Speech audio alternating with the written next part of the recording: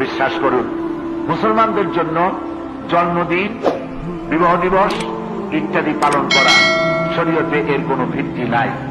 জন্মদিন পালন করা কি হইল? একটা কেক আনলো, আর যে কয় বছর বয়স সেই কয় বছরের কয়টা মোমবাতি জ্বালাই, একজনের ছুরি হাতে নিল, হ্যাপি বার্থডে টু ইউ বলে ফু দিয়া মোমবাতিগুলো লিবাই দিল। তা হইল কি?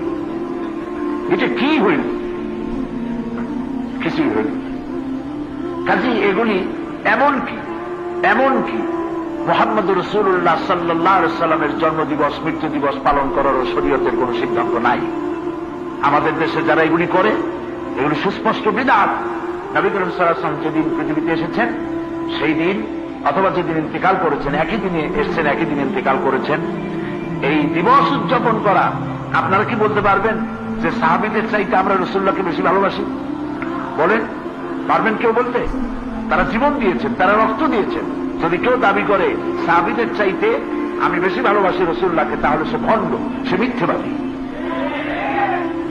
তো সাহাবায়ে কেরাম তারা তো নবী করিম সাল্লাল্লাহু আলাইহি ওয়াসাল্লামের জন্মদিবস, মৃত্যু দিবস পালন করেন নাই। এই জন্য জন্মদিবস, মৃত্যু দিবস, বিবাহ দিবস আর এই জাতীয় দিবস পালন করা মরলে পরে কুলখানি আর 40 এর সবগুলো বেদাত, শরীয়তের কোনো ভিত্তি নেই।